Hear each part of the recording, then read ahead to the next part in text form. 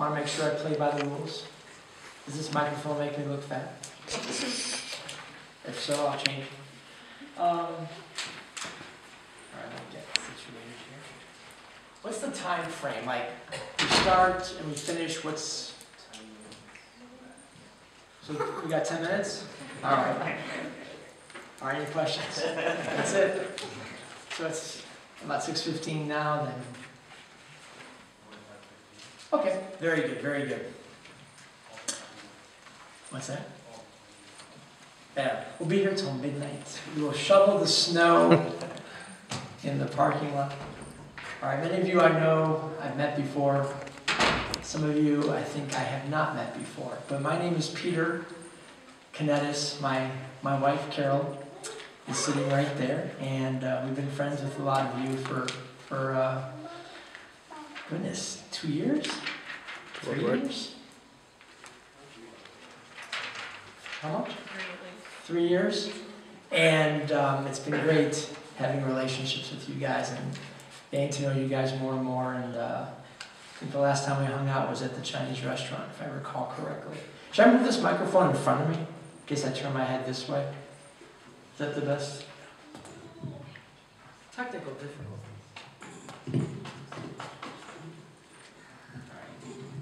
I'm not very tall, so. All right. Yeah, it's a little bit like that. Okay. Yeah, it's okay. All right, so it's good to be here. Thank you for having us. And I'm not sure if any of you know, I teach philosophy and religion at College of DuPage and a few other community colleges in the area as well. And so I've been a Christian since I was a little boy. And now I'm 29 years old.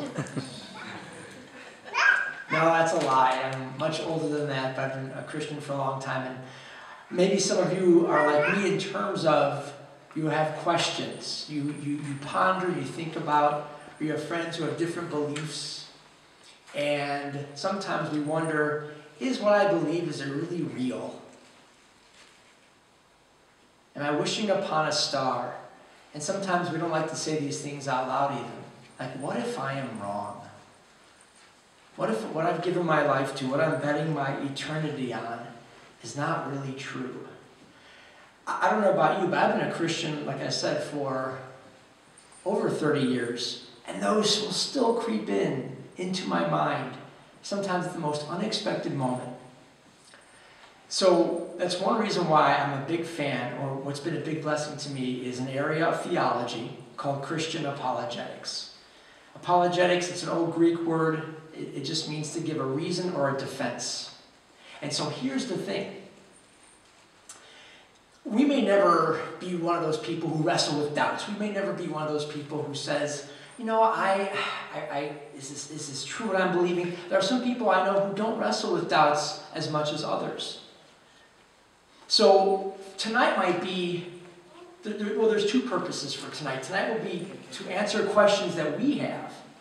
But then the second purpose is to help answer questions that other people might have. Because sometimes we see on the TV or on the History Channel or in Time or Newsweek the search for the historical Jesus. And then Bible scholars, they've discovered that, or they have a view of Jesus that's different, that makes him less than God, or more just all human and no God.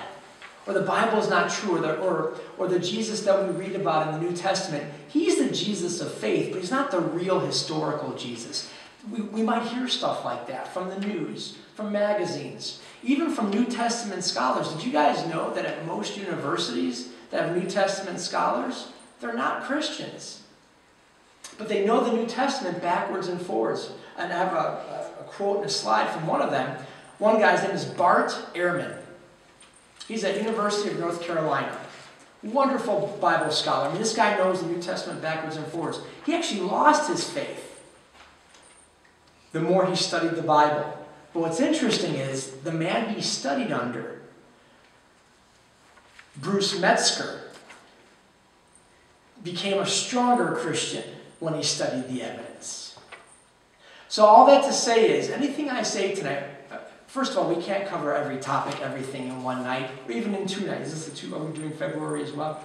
Even in a 2-part series, we couldn't cover everything. So tonight we're going to get a sample of this Jesus that we read about in the New Testament, the Gospels. Can we trust them? Are there good reasons to trust them if we put them through the same tests that any ancient document, that anything from history is put through? What are some ways that we can know that this is reliable? Now, don't get me wrong. Again, reading the Bible ourselves and God speaks to us, and someone can say, I know Christianity is true because I've encountered God in prayer and reading Scripture. Yes, that's knowing that Christianity is true. But tonight is about showing Christianity is true. To know that God is real and that Christ rose from the dead and that the Bible is true, it doesn't take apologetics. You don't need it necessarily. There are people who, because of time or resources or just their time in history, have never had any access to apologetics, and they are wonderful, devoted Christians. But to show others, to answer their questions as well, that's where apologetics comes in. Okay, so tonight we're going to focus on just a couple of questions to give us confidence that the Bible is true. And then part 2 will be next month. Now, here's the way it's going to run. I'm just going to do some stuff like 5-10 minutes, stop for questions, interaction, then another 5-10 minutes, stop for questions, interaction. Is that okay with you guys? Is that cool? Yeah. If not, just throw stuff at me, say, come on, Kanetis, we want to eat. Let's stop this. So, all right, let's see if I do this right. Is it this? Oh. Wait a minute. Wait a minute. That's a different, that shouldn't be, that's the class I teach at church. Is this what I pulled up now? Oh, you might have two. You might have opened two. Yeah, I pulled up a second one. It's the one that you should say, yeah, that's the one I teach at church. Oh. I'm doing an 8-week series at church on this topic. So I showed them. It's called Vins. It's called Vins? No, I don't know. And that's the one. Yeah, it's a condensed version for, okay. So, all right. There we go. Thank you. Thank you for your patience. I'm coming off like a rookie. Hello? Dominoes? All right, so, how many of you read the book or saw the movie The Da Vinci Code? Anyone read the book or see that?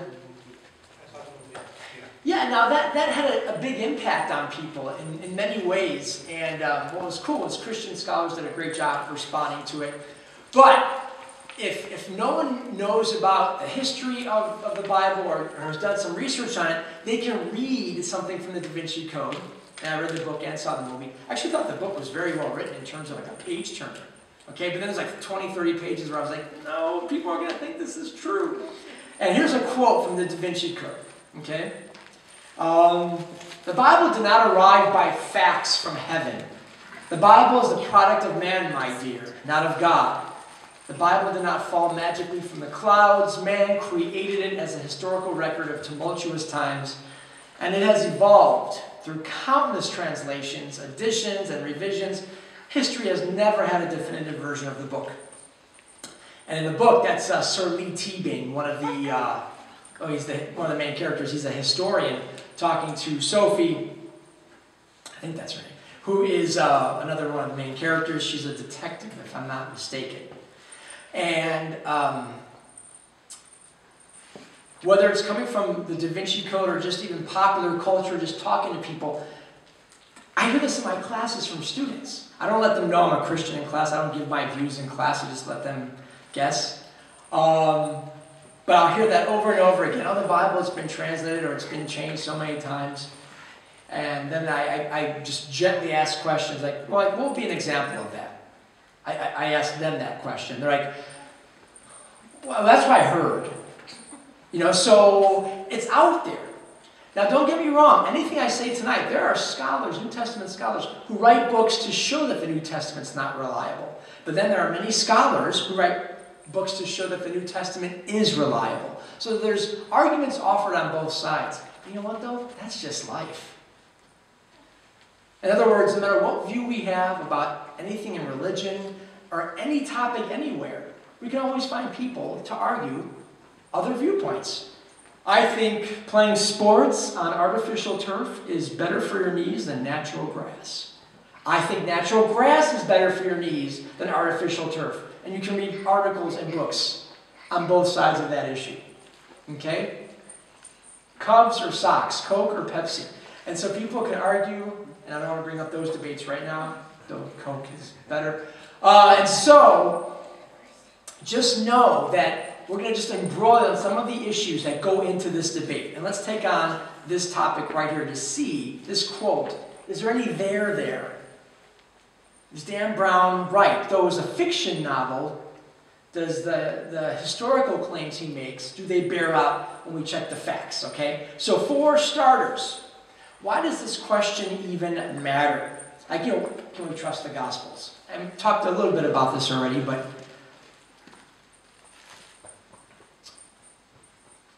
I was talking to a coworker the other day. He's a Christian, another philosophy teacher,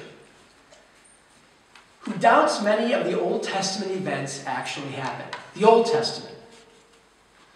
And we were talking a little bit about this. We didn't have much time, so we didn't spend a great deal of time on this topic, but it got me thinking. I had one of my mentors in grad school said, the history is very important in Scripture. Because, and here's the key, the theology is in the history. If the history didn't happen, the theology is false. The best example of that is 1 Corinthians 15 with the resurrection. Have you guys ever seen this? Have you ever read this where Paul says, if the resurrection didn't happen, what does he say? Remember what he says about Christianity? If the resurrection didn't happen? Bible trivia. Your pastor has asked me to quiz you on this. I'm wiretapped. He will hear this entire conversation. I'll take her answer. Who said it? Jackie? She said Papa. Oh, okay. That's the right answer. Well, Paul goes on to say, basically, just in the interest of time, that we are to be pitied more than anyone else if Christ did not rise from the dead, because we are believing a lie. Now, this is in the New Testament itself. What a shocking claim. How many religious texts say, here's a test of authenticity. Here's a test to see if it's true or false. If this didn't happen, there's no Christianity. Close down our churches, let's go see a movie or go to some other temple or synagogue or church or place of worship. Here's another example. Noah and the flood. Or Moses and the Exodus. We look at Noah and we look at Moses, and a lot of things can be gleaned from there. But here's one thing that one general point. When we look at Moses and Noah, God rewards the righteous and punishes the wicked. That's fair, right? It's not too, at least for Noah's story, right? Because God spares Noah and his family, floods the rest of the earth, and everyone else perishes. Of course, the animals are taken on the ark as well. But now here's the question. If Noah and the flood did not happen, actually in history, why should we believe the message that God rewards the righteous and punishes the wicked? Just because someone told us a scary story. Do you know what I mean? It's like, say the whole world goes crazy again. Say the whole world goes la vida loca and blows off God, wants nothing to do with God, is living a life of evil, and all our hearts and minds and actions are just evil, evil, evil. And God says, okay guys, you better shape up down there, because if you don't, I'm going to tell you another scary story, like the Noah story. No, wait, the point is, God acts in human history, therefore we can believe the spiritual message. Therefore we can believe that there's new hope or resurrection. Let me say it this way, that there is eternal hope because of the resurrection, because the resurrection actually happened in human history. So that's what's at stake here. Why believe the spiritual message if the stuff that the Bible says didn't even happen? So that's why this issue is really important. And we're just scratching the surface with our time together. Wait till you, some of you probably read this stuff already, and this may be familiar to many of you, but there's so many books written on these topics by people who defend it. It's very encouraging and very, it brings joy when you realize, oh, there's good reasons. It just fortifies my faith. But here's a word of warning before we go on. There's no way we can prove the Bible like a math problem. I'm jealous of math teachers because what kind of answers do they get? I mean, 2 plus 2 equals 4. Is there any chance that that's wrong? I mean, mathematics gives us like these certain answers with certainty. But you know what though? Most of life, most of what we put our faith in, and I don't mean just religious faith, most things we believe in, we don't get certainty. But we're still justified, it's still reasonable to believe them and put our faith in them.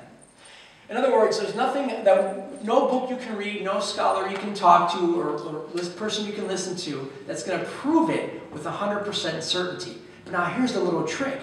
That would be true if I was someone arguing against the Bible, or if I was someone who was an atheist. I couldn't even prove my worldview with 100% certainty.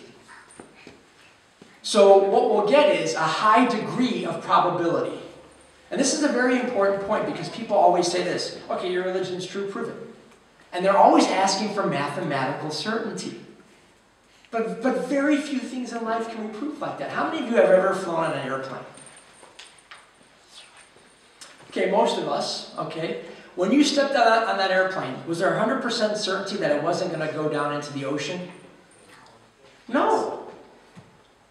Flying from New York to LA, yes. Okay, or just crash. But why do we put our faith in the airlines? Because there's good reason to. Planes take off and land all the time safely.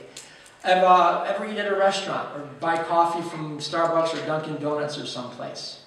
Was it 100% certain that our food was not tampered with or there was poison put in there? Is it possible? Yeah, it's possible. But why is it? But we still put our faith in Denny's or Starbucks or Dunkin' Donuts or whatever because it was reasonable to put our faith into that. It was reasonable to put our faith into that because so many people eat and drink in public places and they're fine. So all this to say is we all exercise faith every day, even non-religious people. So the issue is it reasonable to believe that the Bible is true? Now these are preliminary issues, but they lay an important foundation for tonight and then, Lord willing, part 2 in February. So at this point, let me stop and for questions, thoughts, interactions, something to clarify. Am I talking too fast? Does this make sense? Come at me if you disagree with something. The Coke comment, that's fine. Anything.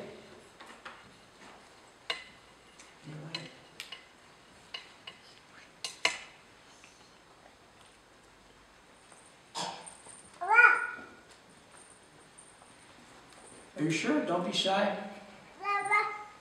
So what do people who don't believe the Gospels, how do they say the Gospels are false, and what does that prove for them? They said the Gospels are false. What was the second thing you said? What does that prove for them if they say that the Gospels are false? Is it like the teachings of Christ are false as well, or is their main aim to disprove that the Gospels are? Yeah, you'll get it. Do I have to speak in this? Like it's being recorded or something? Do I have to speak in it? No? We kind of are. Oh, okay. I'll stay behind this. Repeat the question.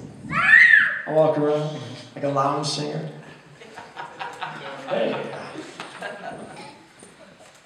So Shelby's question was, people who don't believe in the Gospels. What's their take? Yeah. What are they trying to prove? What's our motivation? Yeah. What are they trying to prove with disproving the Gospels? Yeah, good question. As far as like the literature goes, like people who write books and articles about this, a lot can be said, but I'll make one distinction. It's something I alluded to earlier: the Jesus of history versus the Jesus of faith. The critics and the skeptics will look at the Gospels and say, is there anything about the real Jesus that actually existed that we can find in there? Sure. But, first of all, the supernatural stuff, that was all added later. That grew over time. His followers wanted to make him more than he was. Or by the 4th century with Emperor Constantine, In the Roman Empire, they pumped up Jesus to make him from just mere human to divine as well. And so it's ability.